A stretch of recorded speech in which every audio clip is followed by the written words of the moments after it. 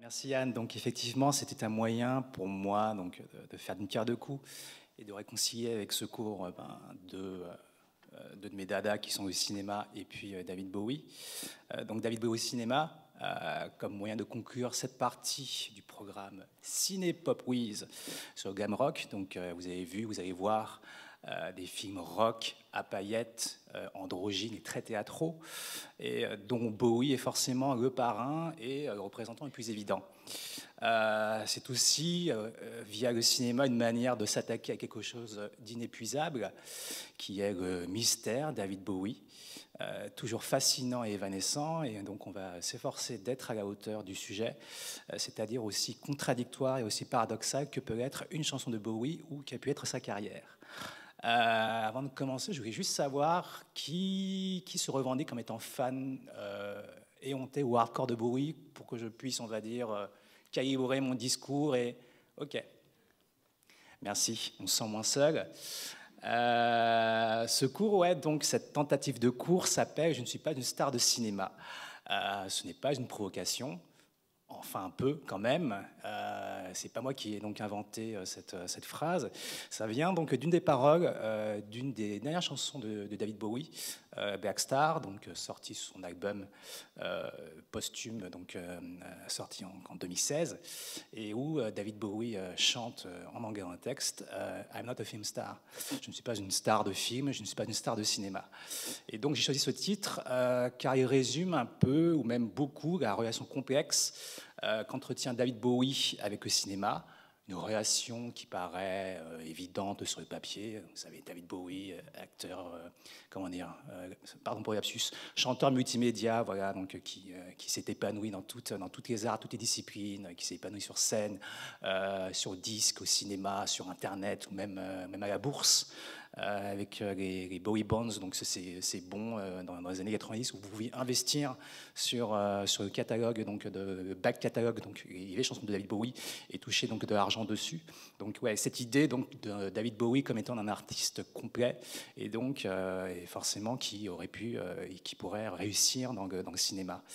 C'est un cas d'école, Bowie cinéma.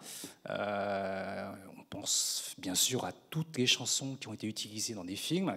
Au moment où j'écrivais ce cours, le site IMDb répertoriait 667 contributions musicales et des bandes originales. Je pense que le chiffre a dû augmenter depuis. Des BO de films, de séries télé, des pubs. Et ça va du film Godzilla. Je parle du remake de Roland Emmerich en 98. Et j'ai même trouvé, je crois que Heroes a figuré sur le film, à la BO du film, Les Schtroumpfs et Village Perdu, en 2017. Donc, bon, à part on va dire ces scories, on a tous en tête comment une chanson de Bowie peut transcender une scène ou une séquence de cinéma. Ce sont des films que vous avez dû voir ici, comme Mauvais sang de Léos Carax, avec ce fameux travelling sur Denis Lavant, tout foufou en train de courir sur la chanson Modern Love. 83, l'ouverture de Lost Highway de David Lynch avec la chanson I'm Deranged. 97, donc une autoroute la nuit qui mène vers nulle part. Mélanie Laurent qui se maquille pour aller en guerre, pour aller buter du nazi dans Inglourious Basterds, donc, et qui se met en musique avec la chanson Putting Out of Fire, donc, adaptée, donc, pardon, qui figurait sur la BO de Cat People, donc la Féline, le remake, pas le film de Jacques Tourneur. Malheureusement. Et dans un autre style, elle est reprise en brésilien de Seu Jorge, donc elle est reprise en chanson de Bowie, pardon, elle est reprise en brésilien des chansons de Bowie dans les intermèdes du film La vie aquatique de Wes Anderson. Bowie et le cinéma, Bowie c'est aussi le genre d'artiste typiquement pour qui l'image a toujours été primordiale. Vous n'avez qu'à voir ces pochettes de disques, dont certaines sont exposées dehors, je crois, et où n'importe quelle photo de Bowie, n'importe quelle image de Bowie exude du charisme naturel. Charisme naturel, oui et non, parce que parce que c'est à chaque fois un charisme qui est recontextualisé. Sur l'album Hunky Dory donc, de 1971, vous voyez en mode actrice hollywoodienne façon Marlène Dietrich. Sur la pochette de Heroes, vous voyez reprendre la posture d'un autoportrait du peintre allemand Egon Schiele, mais revu façon kabuki, enfin théâtre japonais et aussi mannequin de vitrine. Voilà. Et le cinéma lui-même, dans l'autre sens, influence la musique de Bowie et son jeu de scène. L'imagerie du film Orange Mécanique de Stanley Kubrick va influencer ou influencer forcément le look de Ziggy Stardust. En 1973, la chanson Cracked Actor sur l'album Mad Insane, qui est le portrait sarcastique d'un acteur vieillissant, un quinquagénaire qui consomme des jeunes gens. Et sur la tournée de l'album Station to Station, 76, le Isolar Tour, Bowie diffusait donc avant les concerts pour mettre le public en ambiance, en confiance et dans l'ambiance, un chien andalou. Louis Buñuel, donc le fameux film surréaliste, notamment, vous voyez cet œil tranché par une lame de rasoir.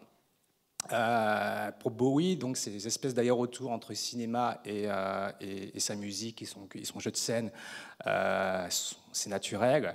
Je ne sais pas si David Bowie croyait en beaucoup de choses, à part en lui-même, mais au moins il croyait au postmodernisme comme avenir du rock, c'est-à-dire la nécessité de picorer dans tous les arts extérieurs à la musique, donc la mode, le cinéma, la littérature, l'art contemporain, et aussi donc le grand écran donc pour se réinventer, et toucher ainsi, à travers différents médias, différents arts, à toutes sortes de beauté, de formes de glamour, de sexy, et aussi, pourquoi pas, libérer les fans en leur faisant découvrir des artistes auxquels ils n'auraient peut-être pas spontanément pensé, qu'ils n'auraient peut-être pas forcément abordé, sans l'aide de Bowie comme étant une espèce de grand passeur, enfin de grand vulgarisateur.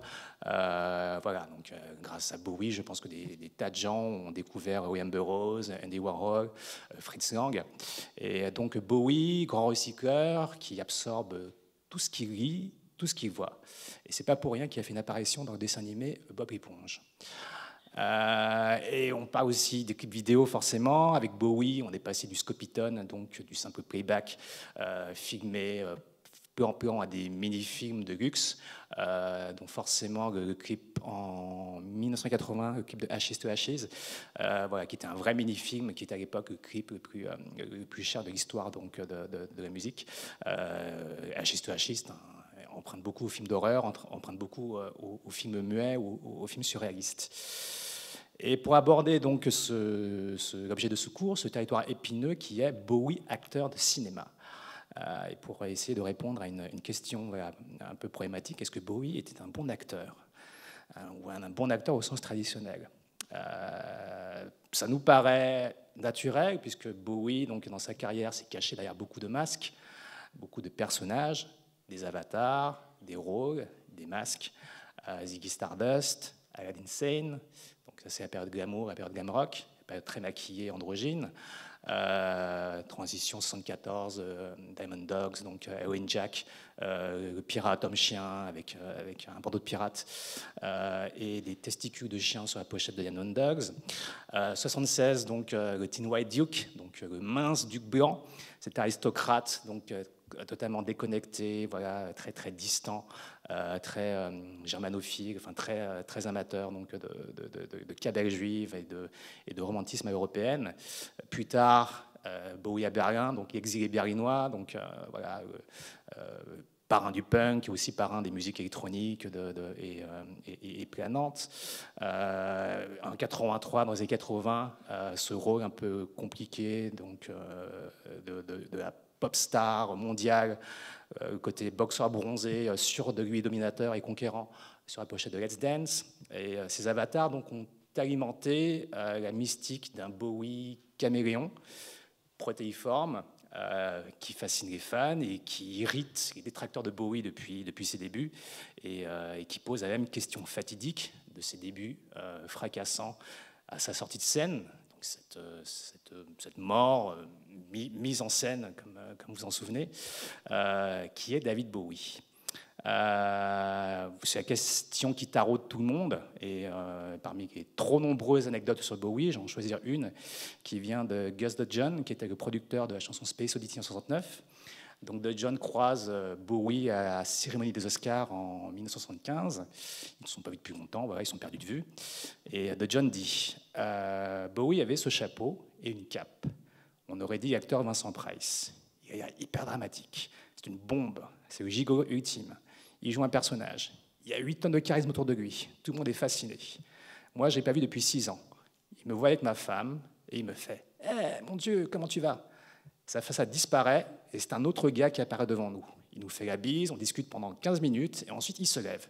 Et voilà à nouveau le charisme et la façade. On aurait dit ce film avec Jim Carrey, The Mask. On va tenter, via Bowie Cinéma, de répondre un petit peu à cette question, ou pas, donc de qui était David Bowie ou qui est David Bowie. Et ça nous déplace aussi à un autre sujet qui sous-tend un petit peu ce programme Cinépop Wiz, qui est celui de la rockstar, de la pop star au cinéma. On parlait de charisme, d'aura. Nous savons que les rockstars sont charismatiques, que les acteurs sont charismatiques, que les hommes politiques sont charismatiques, que nos mamans sont charismatiques. Mais est-ce que cette aura est transmissible? Est-ce que cette aura est soluble dans le cinéma? Essayons de faire un panorama de tous les acteurs, enfin musiciens, acteurs ou acteurs musiciens.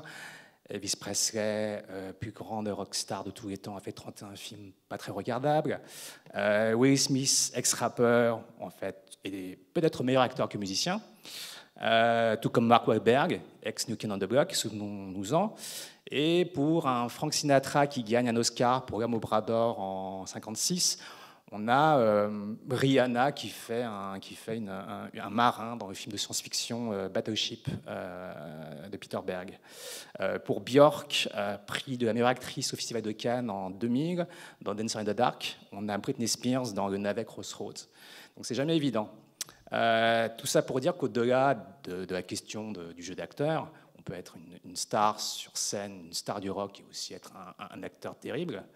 Demandez à Marc Lavoine. C'est notre hypothèse de travail que pour ce cours, il y a une tension constante à l'image et aussi pour le public, donc pour nous, lorsque la pop star ou la rockstar fait l'acteur. C'est une tension entre son aura de rockstar et le personnage, donc, et la présence qui ou elle dégage à travers un rôle au cinéma. C'est par exemple Maria Carey, on voit qui est Maria Carey, généreuse, extravagante, mais qui joue une assistante sociale dans le film Precious de Lee Daniels. Ou ce sera, dans un autre genre, David Bowie qui joue Andy Warhol dans le film Basquiat de Julien Schnabel. Dans ce type de film, lorsque effectivement une pop star ou une rock star donc joue, entre guillemets joue, où est-ce que commence, où est-ce que finit la rock star? Depuis tout à l'heure, j'emploie le mot d'aura. J'emploie le mot aura, donc A-U-R-A, comme employé le philosophe Walter Benjamin dans les années 10-20, lorsque Benjamin parle des œuvres d'art. La définition de aura de Walter Benjamin, c'est un tissage d'espace et de temps. C'est l'unique apparition d'un lointain, si proche soit-elle. Et on dirait que ces mots ont été inventés pour Bowie, ou pour Ziggy Stardust, ou même Johnny Hallyday. L'aura, A-U-R-A, pas l'aura, la fille de Johnny, c'est en latin le souffle qui vient d'ailleurs, c'est quelque chose de divin, et qui crée donc un rapport religieux face à un tableau, face à une rockstar, et qui, malgré, dans le cas de la rockstar, je pense, ou dans le cas de la pop star, enfin de toute star en gros de la musique, malgré les craintes de Walter Benjamin qui pensait dans son fameux essai l'œuvre d'art à l'époque de sa reproductibilité technique, l'aura parvient à circuler en permanence chez la pop star. Parce que Benjamin, si vous vous souvenez ou si vous n'avez pas lu le livre, craignait que la reproduction d'un tableau, la reproduction de la Joconde, sous forme de copie, enfin, sous forme de carte postale ou d'illustration reprise dans un livre, faisait perdre le caractère unique, enfin, d'unicité d'une œuvre d'art. Donc en gros, diluait l'aura, donc le souffle divin d'une œuvre d'art. La pop star, elle, arrive à rester à peu près unique ou multiple à travers un faisceau multimédia. L'aura, que ce soit pour David Bowie ou Johnny Hallyday, la musique, les paroles de la chanson, la pochette de disque, les concerts, les clips vidéo, les affiches, tout ça circule. Enfin, l'aura circule entre ces divers médias et, à mon sens, arrive à perpétuer le mystère, puisqu'à chaque fois, c'est Ça compose un puzzle, quoi. Donc la musique, les paroles, la pochette, l'image, et tout ça, ce sont des fragments d'un puzzle qu'on arrive à recomposer à la fin. Ce qui nous amène à David Bowie, acteur. J'ai un peu compté, ça fait à peu près une vingtaine d'apparitions au cinéma et 8 apparitions à la télévision. C'est pas mal, c'est pas non plus beaucoup. Et à bien y regarder, la carrière de Bowie, acteur, va suivre la même trajectoire que celle de Bowie, musicien. Par exemple, dans les années 70, Bowie est déjà une star, il n'est pas encore la star mondiale des années 80 qui remplit les stades, mais il est déjà cinégénique, c'est déjà un très beau garçon, et ses envies de cinéma vont converger avec sa musique. Dans les années 70, donc en 73, 74, il y a déjà en tête des projets d'adaptation cinéma ou live, donc de Ziggy Stardust ou même de Diamond Dogs, donc revue façon comédie musicale.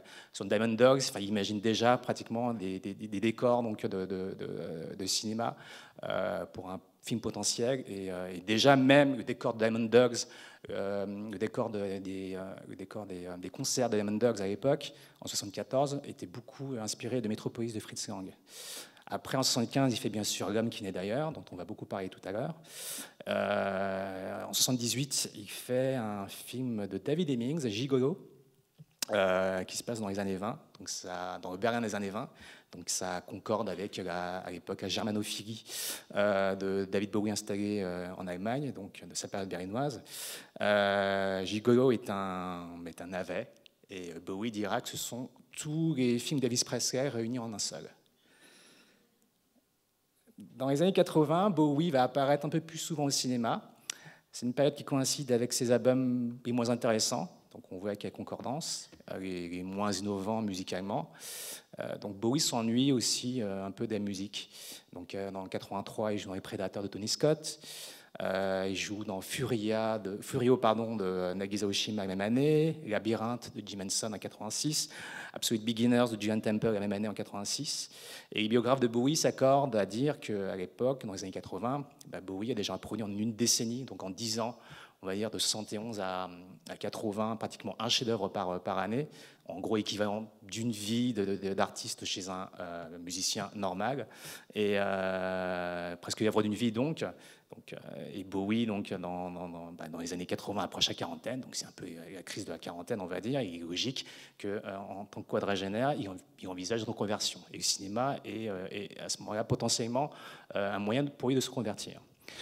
Mais ensuite, les apparitions au cinéma s'espacent, et dans les années 90 et 2000, il y aura beaucoup, voilà, donc pas de rôle aussi consistant que dans Furio ou que dans Les Prédateurs, mais ce seront plus des apparitions vraiment au sens propre, des apparitions sans conséquence dans des films, des apparitions anecdotiques, des apparitions pour rire. Souvenez-vous de The Under de Ben Stiller, où il apparaît dans son propre rôle pour arbitrer un match d'arrachage de slip entre deux mannequins. Le Prestige de Christopher Nolan en 2005, où il joue donc Nikola Tesla, l'excentrique inventeur serbe. Et c'est à peu près le moment où Bowie est aussi un peu occupé dans une renaissance artistique qui commence au milieu des années 90, soit selon les experts, soit à partir de Black Tie, White Noise, ou à partir d'Outside. Donc on le sent un peu plus investi dans la musique, et donc forcément, il y a moins de temps au cinéma. Qu'est-ce qui dégage de cette sous-carrière ? On a l'impression d'un rendez-vous presque manqué. Les films dans lesquels il y a le premier rôle ne sont pas, sur le moment, des succès commerciaux immédiats. Ils vont devenir forcément cultes au fil des années. On pense aux Prédateurs, on pense à Labyrinthe. Mais aussi, Bowie évite les films très commerciaux. C'est un fan de SF, on le sait depuis Space Oddity. Cette passion pour la SF aurait pu le mener à Hollywood et de le faire jouer dans des Star Wars ou je ne sais quoi. Mais il va refuser ce type de carrière. En 85, par exemple, il refuse le rôle du méchant dans un James Bond, Dangereusement Vôtre. Il dit à l'époque, dans une interview, pour quelqu'un venant du rock, ça ressemble plus à une performance de clown. Et je ne voulais pas passer 5 mois à regarder ma doublure tomber d'une falaise. Donc le rôle du méchant sera finalement joué par Christopher Walken. Mais quand vous regardez le film, si vous regardez le film, vous comprenez pourquoi les producteurs de James Bond avaient Bowie en tête. Parce qu'en gros, Walken ressemble un peu à Bowie, version méchant chef d'entreprise blond peroxydé dans le clip de Let's Dance. Je ne sais pas si vous vous souvenez, dans Let's Dance, à un moment, il y a Bowie qui est en costard-cravate en train de faire la tournée dans une usine, en train comment de dire à un petit ouvrier aborigène que c'est pas bien. Donc je pense que cette image a un peu marqué les producteurs de James Bond et voilà, et leur avait donné cette idée d'embaucher Bowie pour un James Bond, sauf que Bowie s'en fiche en fait, s'en fichait. Mais cette déclaration donc sur voilà, j'ai pas envie de passer 5 mois à regarder un cascadeur tomber d'une falaise ou d'un pont est assez révélatrice, parce que faire du cinéma, ça prend du temps, et Bowie, on sait, enfin vous savez beaucoup, c'est quelqu'un qui s'ennuyait vite, et c'était quelqu'un d'hyperactif. Autre rendez-vous manqué, en 2000, la rumeur, je crois à peu près avérée, voulait que Peter Jackson, le réalisateur du Seigneur des Anneaux, pensait à Bowie dans le rôle de Gandalf, le magicien vieux de 2000 ans, un rôle qui a finalement échu Ian McKellen. Officiellement, Bowie n'était pas disponible. Donc, aucune envie de Bowie de s'impliquer dans le cinéma mainstream et commercial. C'est un peu dommage pour un acteur. Des héros qui n'ont aucune prétention à chercher des Oscars ou même une crédibilité artistique. On va dire que Bowie n'en avait pas forcément besoin, mais par exemple, on n'a jamais vu David Bowie. Je pense que David Bowie n'a jamais pensé à vouloir jouer un rôle d'ouvrier écossais qui doit nourrir sa famille de 15 enfants. Voilà, donc pas de réalisme, jamais de réalisme en fait. Ou si, par exemple, en 80, Elephant Man, John Hurt, donc dans le film de David Lynch, est nominé aux Oscars pour le rôle donc, de John Merrick, d'Elephant Man. Et John Hurt disparaît sous la couche de maquillage. Vous avez vu le film, la prestation est poignante. Je ne suis pas un animal, je ne vais pas essayer d'imiter, pardon. Mais voilà, il est vraiment sous une couche de déguisement, sous une couche d'effets spéciaux de maquillage. Mais la même année, David Bowie joue le même rôle sur scène à Broadway, mais sans maquillage du tout. C'est juste donc David Bowie littéralement nu sur scène, et donc qui évoque John Merrick, donc l'Elephant Man défiguré, juste à travers l'expression faciale et à travers le mime. Donc un jeu nu, sans artifice, en même temps totalement artificiel. Essayons de nous mettre dans la tête de David Bowie à ce moment-là, ou en général. Pourquoi ne pas vouloir, pourquoi cette espèce de paresse ou de je m'en foutisme par rapport à l'actorat, par rapport au cinéma. Peut-être qu'on a un cas d'école ici qui peut aussi s'appliquer à d'autres grandes stars donc du rock comme Prince ou Michael Jackson. Peut-être que c'est un cas d'une aura qui serait beaucoup trop grande pour entrer par la porte du cinéma. Donc on en revient à cette histoire d'aura que j'évoquais tout à l'heure. Est-ce que l'aura de David Bowie était trop spéciale pour le cinéma? Donc ça va être un petit peu l'objet de ma première partie, comme on dit, pour introduire. Et dans un second temps, je vais essayer de montrer que les héros de Bowie, les plus intéressants, ont une résonance aussi avec sa carrière musicale, ont une dimension masochiste, une dimension christique, où David Bowie souffrirait littéralement à ses fans. Et dans un troisième mouvement, je dirais que mes héros de David Bowie au cinéma était finalement celui de David Bowie lui-même. L'aura de la rockstar. On pourrait comparer la rockstar et la star de cinéma. On pourrait dire qu'elles ont une même aura, ou plutôt une espèce de même pacte, un pacte identique, un pacte non écrit avec le public. Ils nous vendent du rêve, ils nous vendent de l'évasion, ils nous vendent une fiction, mais ils doivent paradoxalement garantir une authenticité, être transparent, ce qui est impossible et ce qui est totalement fictif et totalement paradoxal. Mais il y a vraiment cette nécessité d'être unique, d'être entier. Bruce Springsteen sera toujours pour nous, jusqu'à sa mort, le chantre des déclassés du rêve américain, un prolo, cuir ou jean, qu'on imagine toujours dormir avec un bandana. Au cinéma, toutes les incarnations de la masculinité blanche hétérosexuelle traditionnelle à Hollywood, qu'on parte de Humphrey Bogart à tous les Chris de la Terre, Chris Evans, Chris Hemsworth, Chris Pratt,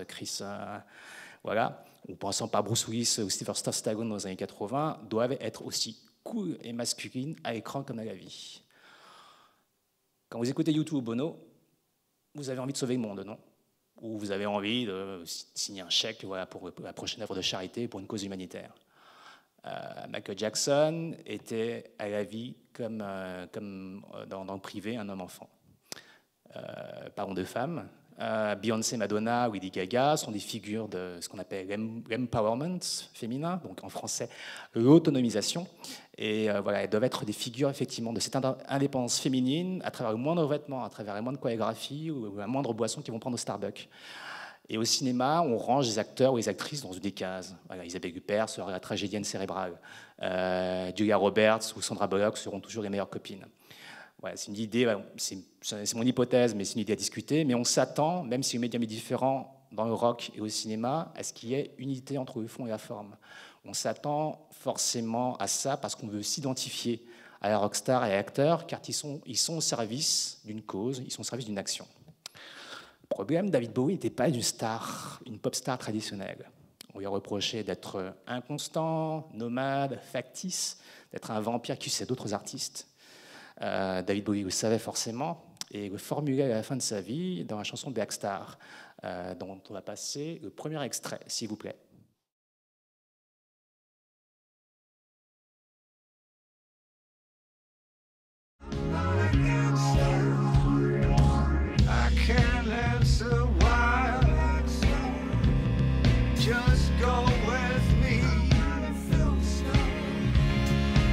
Take you home. Take your passport and shoes and your sedatives. Move. You're the flash in the pan. I'm the great I am. I'm a black star, way off my money. I've got game. I see right so wide, so open heart, it's plain. I want eagles in my daydreams, diamonds in my eyes. I'm a black star, I'm a black star. Something happened on the day he died. Spirit rose a meter and stepped aside. Somebody else took his place and bravely cried. I'm a black star, I'm a star, star. I'm a black star. I can't answer why, but I can tell you how. I'm not a fine star. We were born upside down. I'm a star, star. J'aurais pu choisir parmi des milliers d'exemples d'échantillons de la présence bowiesque. Je voulais surtout montrer qu'à 69 ans, même atteint du cancer, il y avait encore de beaux restes à l'époque. Donc vous voyez, c'est une présence, voilà, une aura très expressive, jamais naturelle, jamais naturaliste, jamais évidente, qui nous échappe, qui file entre les mains. Et si on écoute bien les paroles, c'est une série de contradictions constantes qui peut être sujet de mythes et de lecture, comme d'habitude chez Bowie. Qu'est-ce qu'il chante? Je peux vous dire pourquoi, venez juste avec moi. Je ne peux vous dire pourquoi, venez juste avec moi. Je ne peux vous dire pourquoi, mais je peux vous dire comment. Je suis une étoile noire, je ne suis pas une star de cinéma. Je suis une étoile noire, je ne suis pas une star de la pop. Vous êtes un feu de paille, je suis qui je suis. Je suis qui je suis, soit les fameuses paroles de Dieu, du Dieu de l'Ancien Testament à Moïse, sous la forme du buisson ardent, donc dans la Bible. Voilà, donc il n'était pas trop modeste. Donc il y a plein de paroles contradictoires, nous sommes nés à l'envers et tout ça. Tout ça est déclamé avec force, dérision et sarcasme, et dans un contexte très solennel et très religieux. Vous avez vu un moment Bowie avec un livre donc, à la main, tel un prophète ou tel un voyageur dans le tableau romantique de Caspar Friedrich, le voyageur contemplant une mer de nuages, qui nous guide vers quoi, on ne sait pas. Et il y a aussi toujours dans cette idée de contradiction, de cette idée de Bowie manipulant tout et son contraire, ces épouvantails qui se trémoussent, mais qui rappellent beaucoup le Christ sur la croix. Nous sommes vraiment ici, dans le clip de Black Star, dans une aura, donc au sens benjaminesque, c'est-à-dire l'apparition unique d'un lointain. Et le reste du clip, si vous l'avez vu, vous savez, convoque des astronautes morts, des créatures bizarres, des soleils noirs, et toute une imagerie assez solennelle, assez religieuse. Après, faut-il prendre cette apparition au premier degré, comme on s'est fait avoir pendant des années par Ziggy Stardust, ou même par l'idée d'un Bowie star hyper commercial dans les années 80. Il y a du panache, de l'ironie, de la vérité et surtout de la distance, tout ça en même temps. Et je prends ceci comme une confession à la fois de l'artiste, du chanteur et de l'acteur. Donc Bowie, par rapport à la rockstar traditionnelle, par rapport à la star de cinéma traditionnelle, a toujours eu, et c'est ça qui fait que nous aimons Bowie, une identité fluide. Alors qu'on demande au hasard à Prince, on demande à Johnny Hallyday, dont on célébrait aujourd'hui, je crois, un concert en forme de messe, d'être figé dans le marbre, d'être figé dans la pierre, d'être toujours le même. Oui, Bowie a toujours brouillé les cartes pendant toute sa carrière, masculin ou féminin. C'est le monsieur qui déclare en 72 dans une interview « Je suis gay, j'ai toujours été », avant de se rétracter en 83 en disant en fait, cette déclaration fut la plus grosse erreur de ma carrière. C'était quelqu'un capable de un petit peu de flirter, mais ça c'était sous l'influence de la cocaïne, de flirter avec le nazisme au mi-temps des années 70 en faisant des déclarations à porte-pièce sur Hitler, une des premières stars du rock. La Grande-Bretagne est prête pour le fascisme et peut-être que je serai le leader. C'est la période Tin Duke. Avant de virer donc star antiraciste dans les années 80. Donc si vous voyez les clips de Let's Dance ou de Chenaga, ce sont vraiment des clips très antiracistes. Voilà. Comment fait Bowie pour être aussi évanescent, être aussi contradictoire, être aussi multiple, être aussi légion, mais en même temps en restant crédible à chaque fois dans chaque rôle, dans chaque avatar qu'il incarne, comme s'il remettait à chaque fois le compteur à zéro, ou comme s'il se réincarnait, si on prend à nouveau une métaphore religieuse. Il a donné sa recette dans une interview en 1997 au magazine Guitar Player, et c'est cité dans un petit livre de Nicolas Nguemut, Bowie, qui date d'il y a 20 ans. Il coûtait 10 francs à l'époque, 1,50 € maintenant, si vous le trouvez sur Amazon. C'est assez caustique et assez synthétique, mais c'est assez sympa. Et Bowie invoque quelqu'un auquel on ne pensait pas forcément, ou un peu, si on se souvient qu'il avait repris Alabama Song, donc la chanson tirée de l'opéra de Bertolt Brecht, Grandeur et décadence de la vie de Mahagoni. Bowie, pour expliquer sa méthode de star ou d'acteur, cite Brecht. Alors je le cite. Brecht estimait qu'il est impossible pour un acteur d'exprimer une émotion réelle de façon naturelle tous les soirs. Il proposait de dépeindre l'émotion de façon symbolique. Dès lors, vous n'essayez plus de tirer le public vers le contenu émotionnel de ce que vous êtes en train de faire, mais vous lui donnez quelque chose en pâture afin qu'il se crée son propre dialogue à propos de ce que vous dépeignez. Vous jouez, il dit jouer entre guillemets, vous jouez l'amour ou la colère avec des gestes stylisés. La voix ne se fait pas plus ou moins forte et le visage n'a pas recours aux expressions habituelles chez les acteurs réalistes.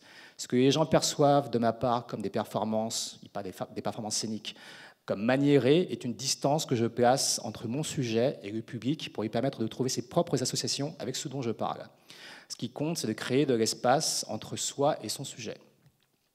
C'est une déclaration intrigante parce que c'est quelqu'un qui recycle en gros Bertolt Brecht, grand dramaturge marxiste dans un contexte hyper commercial, et c'est aussi la déclaration d'un artiste qui, contrairement, je ne sais pas moi, à Bono ou Springsteen, a l'air un peu de se laver les mains par rapport à toute soi-disant responsabilité artistique ou toute authenticité de l'artiste. Et j'emploie à bon escient l'expression se laver les mains. On sait d'où ça vient ça vient de la Bible. Ponce Pilate, donc préfet de Judée, qui au moment du procès de Jésus se dégage de toute responsabilité par rapport au sort de Jésus-Christ. Il dit « Je suis innocent du sort de ce juste ». Et le geste, donc, effectivement, de se laver les mains après avoir dit ça, a donné l'expression se laver les mains. Pourquoi je vous parle de lavage de mains? C'est juste que David Bowie a joué Ponce Pilate pour Martin Scorsese dans La Tentation du Christ.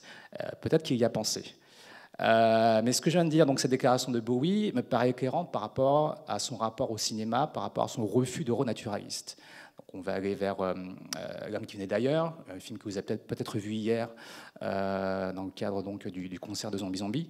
Nicolas Roeg, donc réalisateur de L'homme qui venait d'ailleurs, disait à l'époque qu'il cherchait pour le premier rôle donc, de ce film, donc le rôle de Thomas J. Newton, cet extraterrestre tombé du ciel. Il cherchait quelqu'un qui soit à la fois dans la société et qui lui soit étranger. Et donc, lorsqu'il décide d'incarner, et lorsque Bowie, plus tard, décide d'incarner un personnage existant, qui est-ce qu'il joue? Eh ben, il joue Andy Warhol, donc quelqu'un qui était connu pour son détachement à la fois timide, kitsch et existentiel, et aussi très calculé en public. Dans la chanson 5 Years, on revient en arrière, Bowie chantait, excusez-moi pour mon anglais, It was cold, it rained, and I felt like an actor. Il faisait froid, il pleuvait, je me sentais comme un acteur. Comme une manière de dire que le monde vous pousse spontanément à jouer un rôle. Alors dans cette idée, donc il y a effectivement l'influence de Brecht, la distanciation par rapport à un rôle, mais il y a aussi l'influence de ce qu'on appelle le camp, l'esthétique camp, C-A-M-P, comme dans Camp de vacances, et que la philosophe Susan Sontag définissait dans son essai Notes sur le camp. Le camp est une vision du monde en termes de style. C'est l'amour de l'exagération.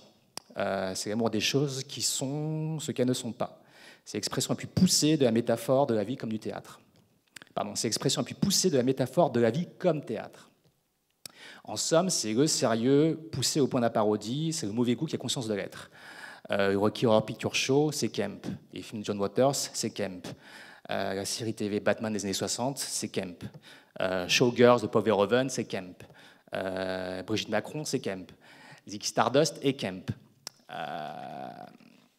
Donc Bowie formalise cette distance par des déguisements, par des avatars et par l'influence du mime. Donc, vous savez, fan que vous êtes, que Bowie a pris des cours de mime auprès du mime Lindsay Kemp, ce qui a fortement influencé son jeu de scène, notamment de Ziggy Stardust.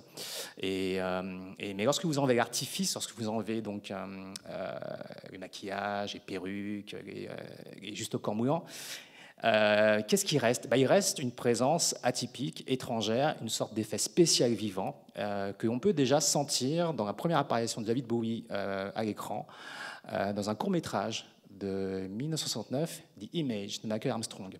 Et Bowie joue dans ce court-métrage, il joue un fantôme qui hante un peintre. Ou plutôt, il joue le sujet d'une peinture, il joue un portrait qui s'anime et vient hanter son créateur.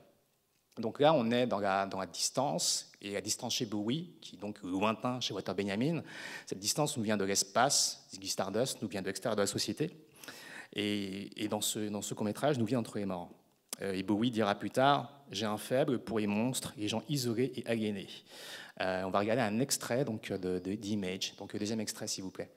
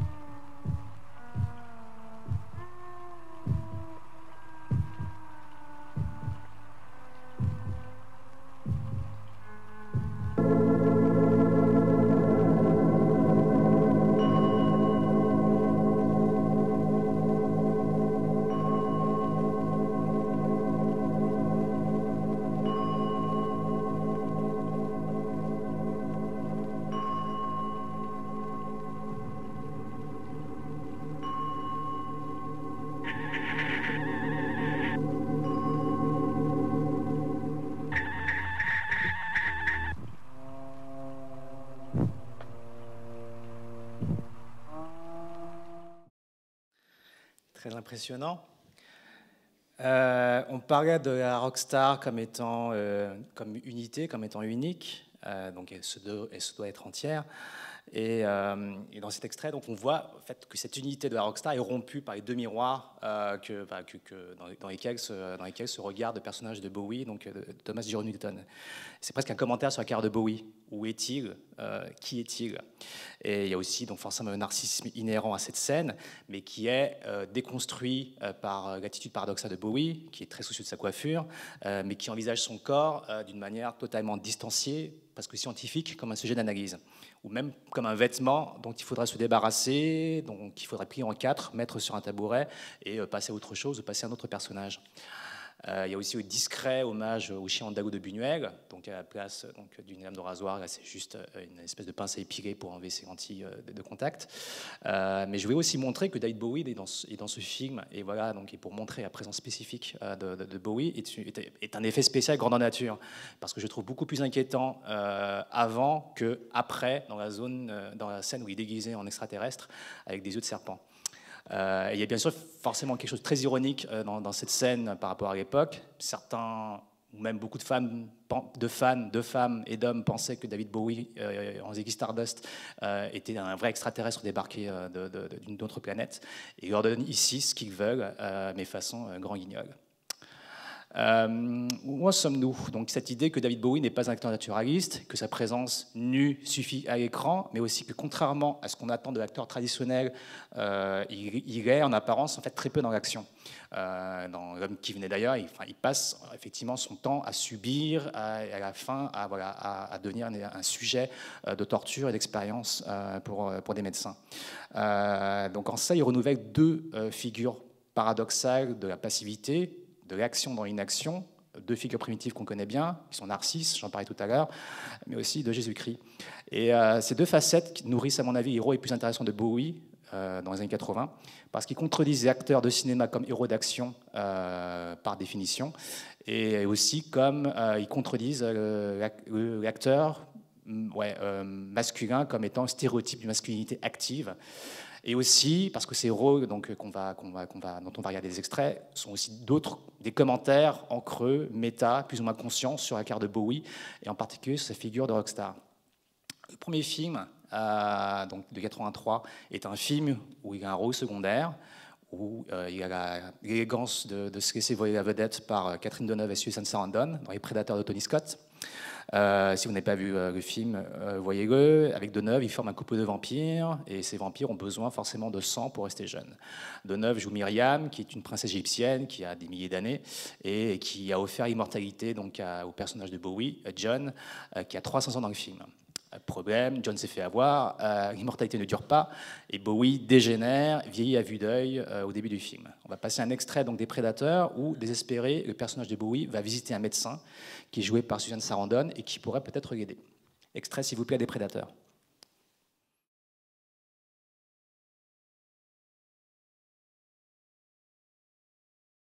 Hi. Listen, I just had another nut wander into my office. Oh, yeah, I'm fine. I left him in the patient's lounge on 8. Great, thank you. Oh, Fred, look, don't break his legs or anything, okay? He's quite harmless. Just let him sit there for a while, and he'll probably get tired and leave. Thanks.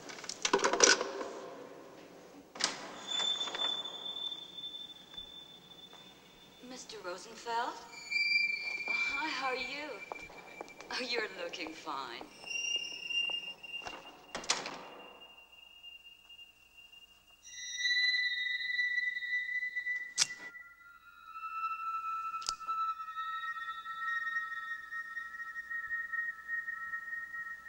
Excuse me. Sir? Excuse me, sir. Sir, smoking is not permitted.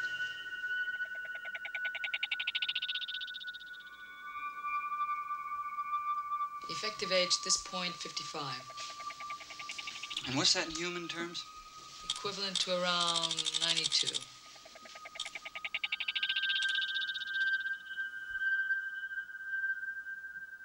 Dr. Kingsby, call Dr. Faraday in X-ray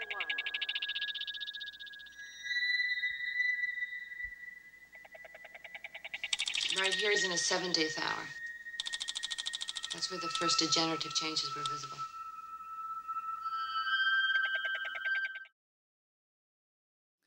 plusieurs choses dans cet extrait, assez autoréférencé par rapport à Bowie. Bowie, donc, qui fume une cigarette alors que le temps est tué à petit feu, illustre forcément les paroles de la chanson Rock'n'Roll Suicide. Time takes a cigarette, puts it in your mouth. Autant prendre une cigarette et te mettre dans la bouche. Et puis largement le concept de vampire, qui a été souvent une accusation portée envers Bowie. Donc le vampire qui aurait tout piqué à tout le monde, à Mark Bolan de T-Rex, à Iggy Pop, à Lou Reed, à Warhol, paie ici donc le prix de son vampirisme et vieillit, privé d'énergie. On est en 83, c'est l'époque de Let's Dance, ça va être la grande époque de Let's Dance, donc le début de la normalisation de la carrière de Bowie, qui va donc forcément faire des disques moins intéressants et devenir une star positive, donc un peu chiante. Est-ce que c'est une autocritique? Je ne sais pas, ou un début d'autocritique. Il y a lié à ça forcément la petite pique à l'idée d'un Bowie toujours jeune, quand il dit « j'ai 30 ans, j'ai 30 ans ». Et donc cette pique par rapport à la star de rock immortelle qui découvre que finalement elle ne l'est pas. Il y a le Polaroid, donc la photo, qui sort de sa poche, que le personnage donc, de Bowie exhibe comme une sorte de miroir très années 80, forcément le Polaroid. On n'est plus dans la rivière dans laquelle se regardait Narcisse, mais là dans la photographie argentique instantanée. Et donc cette photo en guise de ce qu'on appelait avant une vanité, quoi, un memento mori, donc une vanité au sens pictural. Lorsqu'à l'époque baroque, on peignait des tableaux comme un rappel de la mortalité, avec des crânes, avec des sabliers et tout ça, comme symbole donc, de la mort, enfin de la mortalité, de la finitude de la condition humaine. Ce Polaroid aussi forcément pensé à ceux que prenait à la même époque Andy Warhol, donc la grande idole de Bowie, dans une version inversée, puisque le Polaroid que vous avez vu, c'est Bowie sur fond noir, alors que ceux de Warhol étaient plutôt sur fond blanc. Mais il y a toujours la même froideur critique, même côté entre guillemets inexpressif des deux côtés. Donc ce sont plein de signaux paradoxaux qu'on voit Bowie, à lui-même, à ses idoles, à la fois le narcissisme masochiste, la conscience de sa mort artistique dans les années 80, mais qui va totalement assumer de 83 à 87, avec ses pires albums, Tonight et Never Let Me Down, jusqu'aux années 90 donc. Et une conscience de la mort qui n'est pas sans rappeler son dernier album Blackstar, qui était enregistré donc, lorsqu'il souffrait du cancer, et qui était vraiment, cette fois, un commentaire poignant sur sa propre mortalité, non pas artistique, mais vraiment physique. Et ce glissement du narcissisme à la mortalité, donc à la conscience de la mort, évoque un autre mort, techniquement mort-vivant lui aussi, et très célèbre, qui est Jésus-Christ. Et Bowie faisait déjà un clin d'œil en fait à ça dans la pochette d'un album qui est un peu sous-estimé, qui est Roger, où il s'affiche déjà sur la pochette encore accidenté, supplicié, dans une posture totalement christique et sacrificielle. Et si vous ouvrez la pochette, ça c'était, il fallait voir à l'époque du vinyle, on avait manqué ça à l'époque de la réédition en CD, et Bowie s'affiche à côté de... il y a Christ aussi, il y a un autre mort célèbre en position donc christique, la photo, une fameuse photo de Che Guevara prise après son exécution, donc pour bien prouver que Che Guevara était mort, et aussi des montres pour rappeler le temps qui passe, donc la version moderne, la version 79 des vanités, où on mettait plutôt des crânes et des sabliers pour montrer le temps qui passe et la finitude de la condition humaine. Donc il y a une posture christique et sacrificielle qu'on va retrouver dans un film plus explicitement, qui sera même avec les Prédateurs, donc qui est, c'est intéressant de voir la circulation entre les deux films, qui est Furio de Nagisa Oshima. Oshima, donc le grand cinéaste japonais, qui va embaucher Bowie après avoir vu jouer Elephant Man en 80 sur scène, et qui embarque dans une histoire de prisonnier de guerre britannique dans un camp japonais pendant la Seconde Guerre mondiale. Bowie joue un officier, le major Jack Sayers, et il va devenir là un objet de désir pour son geôlier, donc le commandant du camp, le capitaine Yonoi, qui est joué par le musicien Ryuichi Sakamoto. On va passer un extrait de Furio, qui est situé au début du film et qui met en scène Bowie en rebelle qui va être puni par les Japonais.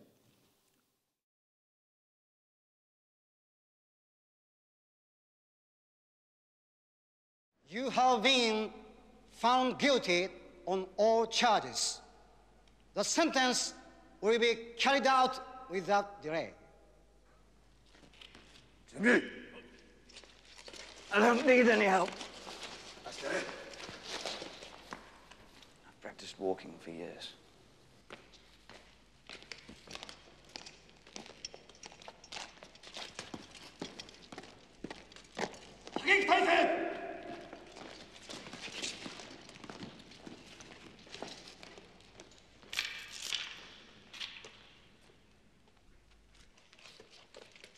I don't need that. 若者！何を言っとるか。The blindfold is for the firing squad, so they don't look into your eyes as you die. よし、そのままにしてやれ。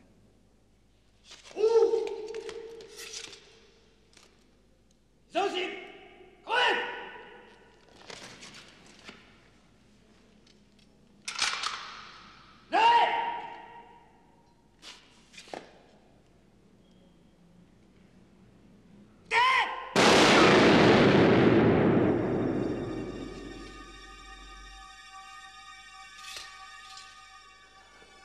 That's a good one.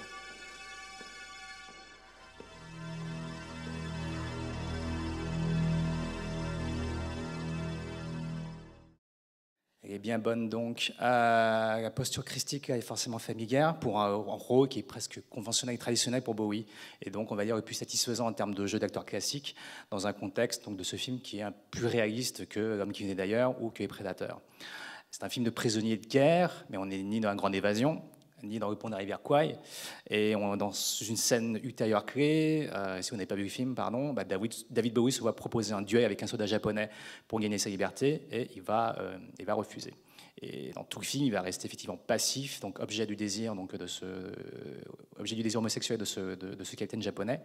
Et voilà, donc dans un rôle à la fois christique et passif-actif, passif-agressif. Donc, ces trois rôles, Thomas Jerome Newton, dans L'homme qui venait d'ailleurs, John Blaylock dans Les Prédateurs, Jack Celi dans Furio, donc des rôles au cinéma parmi les plus mémorables, donc des rôles sacrificiels, de mannequins. La société de consommation qui va détruire Thomas Jerome Newton de L'homme qui venait d'ailleurs, la vanité de l'immortalité qui le tue dans Les Prédateurs, le désir et la guerre, le choc des cultures qui vont le détruire dans Furio, et à chaque fois, il est consentant. Cette posture sacrificielle, Bowie, on avait déjà fait l'essence de son premier avatar musical, qui était Ziggy Stardust. Donc cette histoire de cet album concept sur un messie rock'n'roll venu de l'espace qui vient sauver la Terre, qui est condamné à mourir, à être détruit dans 5 ans, et qui se sacrifie pour ses fans dans un rock'n'roll suicide. Cette interprétation, vous avez vu le documentaire Ziggy Stardust et The Spider from Mars, le documentaire de Penna Baker qui était projeté ici, et la littérale, on la voit sublimée à l'image dans le film qui va suivre cette séance, qui est Velvet Goldmine de Todd Haynes, qui est un film hanté par Bowie, qui était toujours en filigrane dans ce film. Velvet Goldmine est d'ailleurs le titre d'une chanson de Bowie. Et Velvet Goldmine est le biopic fictif d'une star du glam rock qui ressemble beaucoup à Bowie, mais qui n'est pas David Bowie officiellement. Il s'appelle Brian Slade dans le film. Son avatar n'est pas Ziggy Stardust, mais Maxwell Demon. Et de toute façon, il y a suffisamment d'allusions, de clins d'œil pour qu'on comprenne qui est qui. Et à l'époque de ce film, en 2000-2001, Bowie donc refuse l'utilisation de ses chansons pour la BO, ce qui fait que Todd Haynes doit se rabattre sur d'autres musiciens ou d'autres groupes de la même période, comme Roxy Music, Brian Eno, Lou Reed ou Iggy Pop. Et le film est un peu structuré comme Citizen Kane, à l'image d'une enquête journalistique où il s'agit de résoudre l'énigme que représente une star de rock ou de cinéma. Ce qu'on est en train ici un peu de faire dans ce cours. On va regarder un extrait de Velvet Goldmine qui se situe au début du film. Donc je ne vais rien vous spoiler, pardon, vous divulgacher, comme disent les Québécois. Et ça met en scène le dernier concert de cette star, Brian Slade. Extrait de Velvet Goldmine.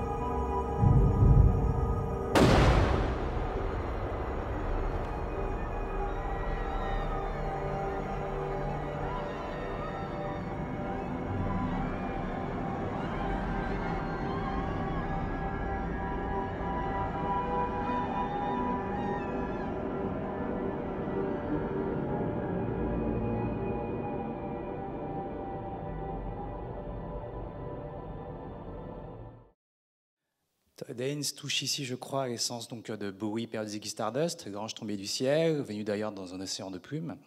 La posture froide et calculée au début, au sens de l'artifice et à mort spectaculaire, donc qui est vraiment offerte en pâture aux fans et dans l'impuissance la plus totale.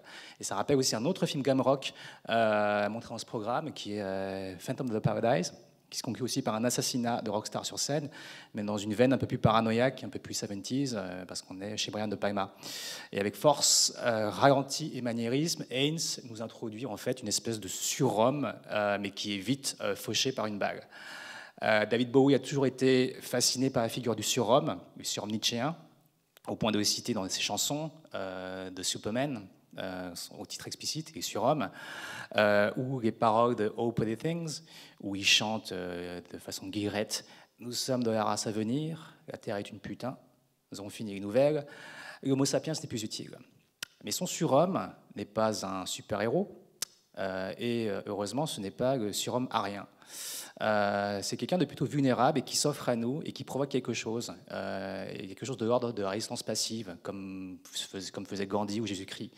Résistance passive dans le sens où, par exemple, Bowie n'a jamais été un activiste, on va dire, actif pour les gays, lesbiens, transsexuels à l'époque, pas un activiste traditionnel dans le sens où il est descendu dans la rue, manifesté, investi champ politique ou mouillé sa chemise pour ça.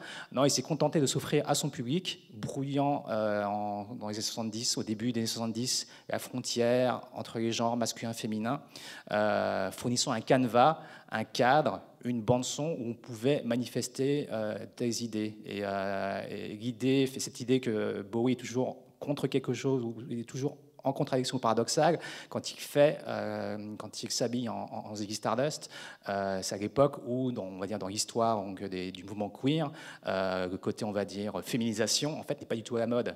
Au début des années 70, l'esthétique homosexuelle chez les hommes, c'est plutôt le clown en cuir, donc très masculin. Et du côté des lesbiennes, à l'époque, ce n'est pas non plus, on ne revendique pas non plus l'artifice et le maquillage. Donc voilà, Bowie est queer à l'époque, mais d'une manière totalement différente, mais en même temps s'offre donc au public hétéro ou à la majorité hétérosexuelle en affichant une imagerie queer un peu à l'encontre de ce qu'il faisait dans le queer de l'époque.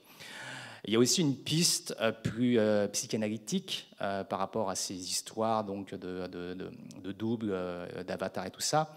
Parce que dans la vie, si je devais adopter autant de masques d'avatar et de déguisements, soit je suis un adolescent, soit je suis bon pour la schizophrénie.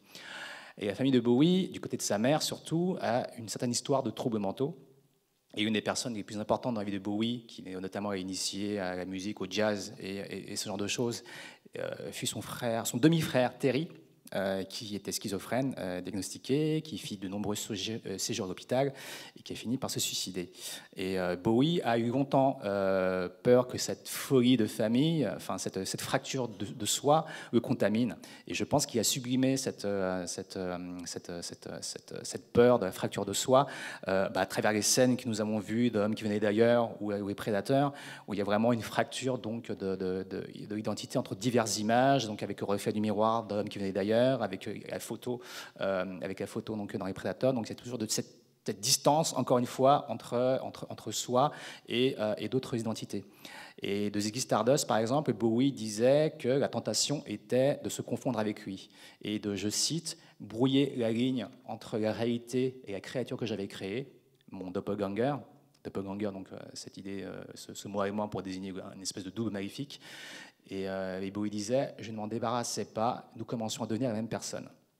Cette espèce de psychothérapie en public, cette démonstration en fait d'une vulnérabilité font que la présence de Bowie dans le rock classique est spéciale, problématique, car bien sûr forcément anti-macho, et casse en fait ce pacte d'unité avec le public. Et ce qui fait que la présence de Bowie au cinéma aussi est problématique parce qu'elle est antinomique d'un cinéma basé sur l'action. En 2013, il y avait eu à Londres cette exposition consacrée à Bowie, donc, qui s'appelait David Bowie Is, donc en français David Bowie est. Et donc c'est une exposition qui a beaucoup tourné dans le monde, notamment en France à la Philharmonie, au Japon, aux Pays-Bas, et là avait fait ses dernières dates à Brooklyn, donc à New York. Et donc c'est un hommage à travers ses costumes, à travers les artefacts, à travers les souvenirs de Bowie. Et il y avait un documentaire donc qui accompagnait donc l'exposition, un film. Et dans le film, on demandait aux visiteurs de l'exposition de compléter la phrase. David Bowie est ... Quoi? Bon, David Bowie est beau, David Bowie est sexy, David Bowie est tout ce que vous voulez. Et une dame disait dans ce documentaire, David Bowie is mine, David Bowie est à moi. Et dans Héros, donc, nous avons vu, David Bowie ne s'appartient jamais, ne s'appartient plus. Il est toujours à quelqu'un. Donc que ce soit forcément dans un côté narcissique, dans un côté masochiste, dans un côté christique, ou même par rapport à une question de fracture schizophrène. Donc on a vu que David Bowie au cinéma était à la fois loin, en première partie, en même temps très proche. Et pour reprendre le titre donc, de cette exposition, David Bowie est presque au sens biblique. Je suis qui je suis. Donc David Bowie est à tout le monde. David Bowie est légion. Et on va finir par le rôle le plus facile de David Bowie au cinéma, qui est aussi en filigrane depuis le début et qui a fini sur la fin par accepter avec sagesse, qui est son propre rôle. David Bowie est David Bowie. Après tout, pourquoi brider une telle présence et pourquoi ne pas l'utiliser comme telle? Et là, on ne parle plus de jeu d'acteur, on ne parle plus de méthode Stanislavski ou d'acteur studio, là, on parle de pure aura. Je vais montrer à nouveau un extrait de L'homme qui naît d'ailleurs, qu'on peut interpréter d'une autre façon par rapport à ce que vous allez voir. C'est à nouveau une rencontre entre le personnage de Newton et Marie-Lou, donc avec cette différence que dans le film, les années passent dans le film, tout le monde vieillit, donc tout le monde a du maquillage, sauf Bowie qui est extraterrestre et qui est toujours jeune. Donc deuxième extrait de L'homme qui venait d'ailleurs, s'il vous plaît.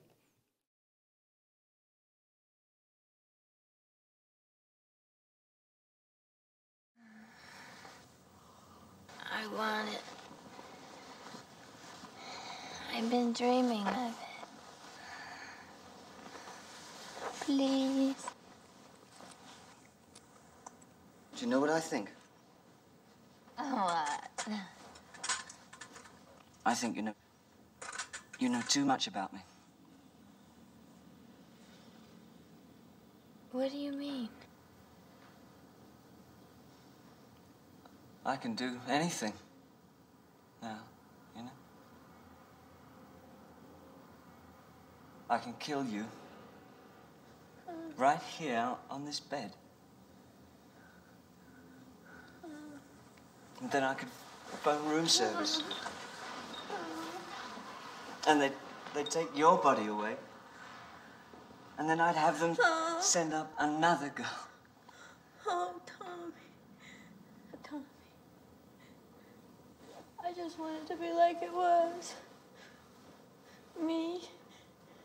The two of us. You. The way you were. That's the way I am. It's too late, Mary Lou. I can't trust you. Yes, you can. Yes, you can. Goodbye, Mary Lou. No. Sleep well.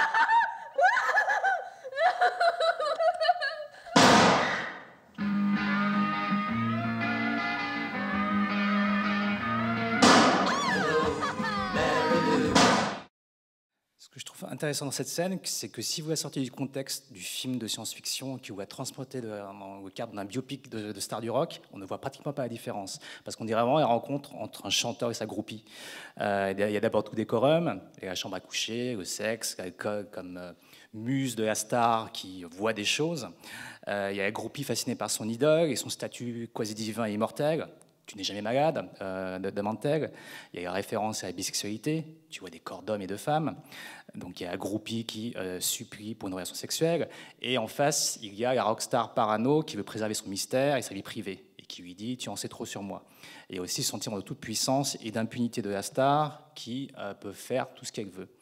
Et on dirait presque un documentaire sur la vie de rockstar ou l'idée qu'on se fait d'une rockstar.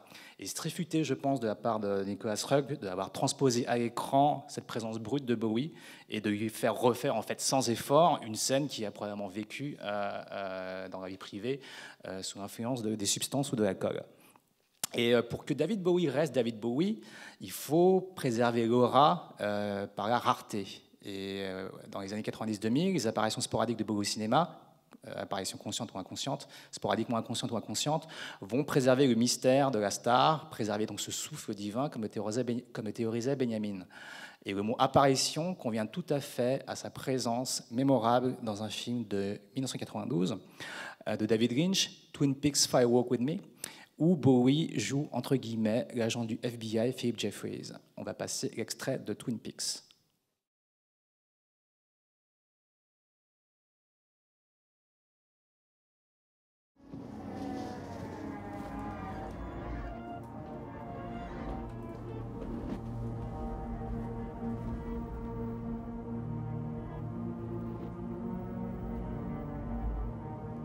Gordon! Gordon! Gordon? Philip? Is that you? Philip? Cooper, meet the long-lost Philip Jeffries. You may have heard of him from the Academy. Well, now, I'm not going to talk about Judy. In fact, we're not going to talk about Judy at all. We're going to keep her out of it. Gordon? I know, Coop. Who do you think this is there? Suffered some bumps in the old noggin, eh, Phil? What the hell did he say there, Albert? That's Special Agent Dale Cooper. For God's sakes, Jeffries, where the hell have you been? You've been gone damn near 2 years. I sure as hell want to tell you everything. I got a whole lot going on. This is the Farmation Neighbor. Oh, believe me, I follow. Is this cover? It was a dream. We live inside a dream.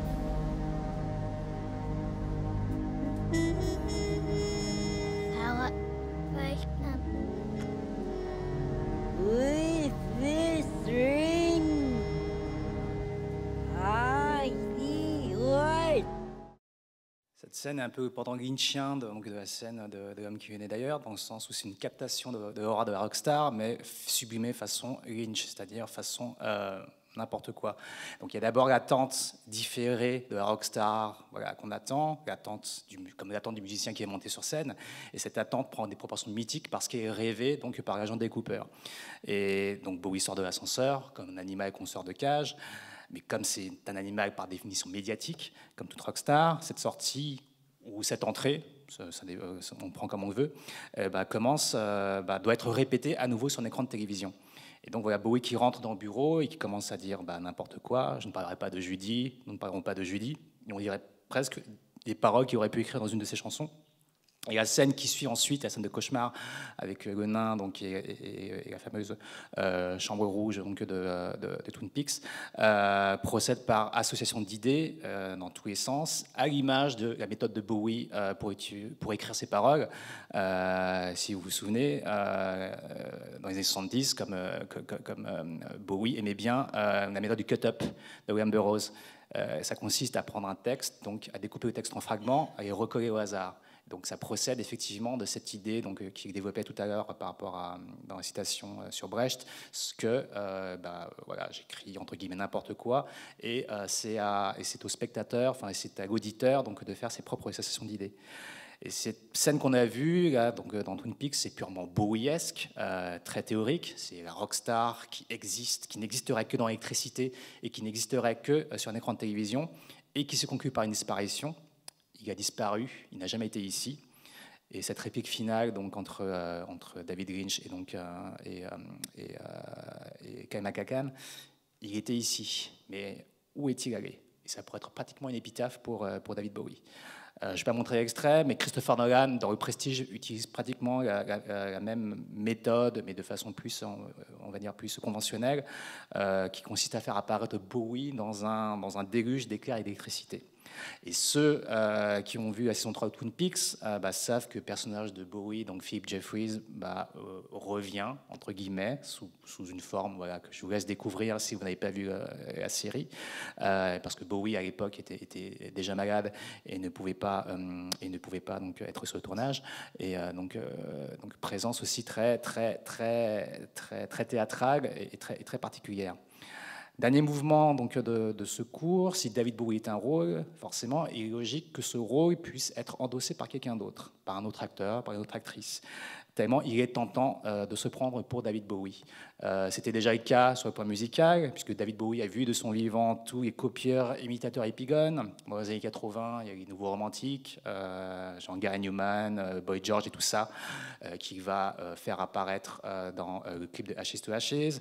Il y a les néo-glam rockers dans les années 90 comme Suede ou Placebo. Il y a aussi des femmes comme Madonna ou Lady Gaga, et j'en oublie plein d'autres, puisqu'on peut aussi bien étendre l'influence de David Bowie vers des gens aussi qui apparemment n'ont rien à voir, comme Nile Rodgers de Chic, ou même notre cher Kanye West. Et ce glissement, c'est aussi fait à l'écran. Parce que dès qu'un acteur veut susciter une androgynie distante, forcément, il pense à David Bowie. Qui sont les candidats? On pourrait penser à Christopher Walken, dans les années 80, cheveux plaqués en arrière, façon Bowie, période 83. Ce cher Johnny Depp, très mime, très mannequin, très distancié dans Édouard aux mains d'argent, mais aussi très rock'n'roll dans Pirates des Caraïbes, où il joue donc Jack Sparrow comme une rockstar, même si la référence est plus, on va dire, plus Keith Richards, donc des Rolling Stones que Bowie. On pense aussi à Michael Fassbender en Android dans Prometheus, qui revendique, Fassbender revendique pour ce rôle l'influence de Bowie dans L'homme qui venait d'ailleurs. Avant, dans le côté robot, mais toujours chez Ridley Scott, on pense à Rutger Hauer en blond hiératique peroxydé, et aussi Daryl Hannah maquillé glam rock dans Blade Runner. On pense aussi à Prince, qui joue Prince dans toutes ses apparitions, dans Purple Rain par exemple. Plus récemment, Gillian Anderson, qui joue David Bowie, père de Life on Mars, dans la série American Gods. Mais le meilleur clone de David Bowie est une actrice. Et la démarche de Bowie par rapport à ses imitateurs, c'est toujours été de les accueillir, de les prendre sous son aile, comme le prouve ce clip de la chanson de Stars Out Tonight, sur l'album The Next Day, dont on va passer le dernier extrait, s'il vous plaît.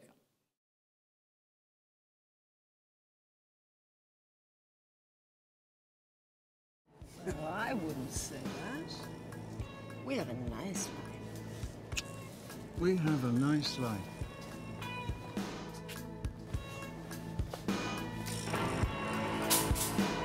We have new neighbors.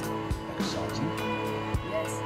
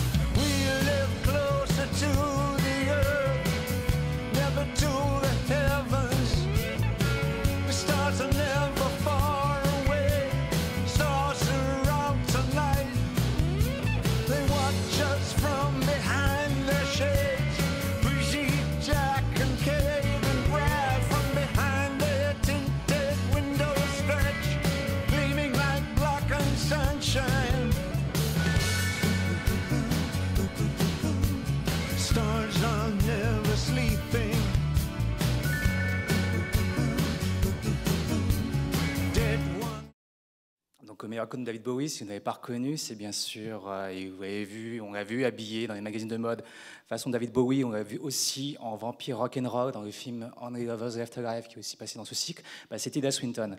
Et dans ce clip, Bowie pousse son idée de fétiche de la mise à distance à l'extrême, en mettant en scène ses propres clones, donc en mettant en scène ses propres épigones, des gens qui vampirisent, ses propres imitateurs, comme un vêtement que d'autres pourraient endosser. Il y a aussi un acteur moins évident, qui n'est pas dans l'imitation, on va dire, de David Bowie, mais qui a peut-être repris la technique de David Bowie.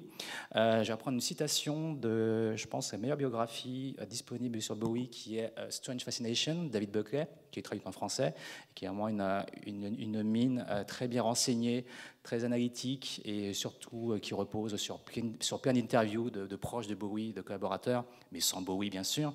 Dans Strange Fascination, Buckley interroge un fan de Bowie, qui a déjà rencontré Bowie, un fan anonyme, et le fan raconte l'histoire ainsi. Bowie va te dire ce que tu as envie d'entendre. J'ai vu tant de personnes différentes sur son visage. À la fin du clip de la chanson Be My Wife, il ressemble à un type que j'ai connu il y a 5 ans.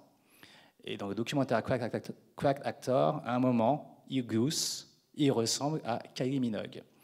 Il a ce don mythologique de faire apparaître des gens. Fin de citation. Donc on a cette personne qui compare pratiquement Bowie à une sorte de sorcier, de chaman qui invoquerait les esprits ou les morts. Et le clip de Blackstar, donc on a vu, semble confirmer cette hypothèse. Mais ça me rappelle surtout les mots d'un réalisateur américain, Rob King, dans une interview parue dans la revue SoFilm de ce mois-ci, je crois, et qui évoque la méthode d'un autre acteur, pas du tout naturaliste, mais assez identique. Rob King donc dit cet acteur a une théorie très personnelle sur la manière dont il aime jouer. Il crée une sorte de connexion entre lui et des acteurs morts. Il s'en inspire. Et l'acteur dont le réalisateur Rob King parle, eh bien, c'est Nicolas Cage. Donc là, on a essayé de cerner les contours de David Bowie, acteur, à la fois si loin, si proche, multiple et unique, de cerner donc cette aura de rockstar, aussi bien donc en tant que rockstar et en tant qu'acteur au cinéma. Et cette aura, pour toute célébrité, je crois, ce n'est pas seulement la lumière qui brille, c'est la distance, c'est vraiment les années-lumière qui nous séparent de la star sur scène, qui nous séparent donc de la vie de la star. Et parce que Walter Benjamin, forcément auteur expert de l'aura, disait, en évoquant le théâtre ça tombe bien, de Bertolt Brecht, dans Essai sur Brecht, et Benjamin parle du fossé à combler entre le public et la scène.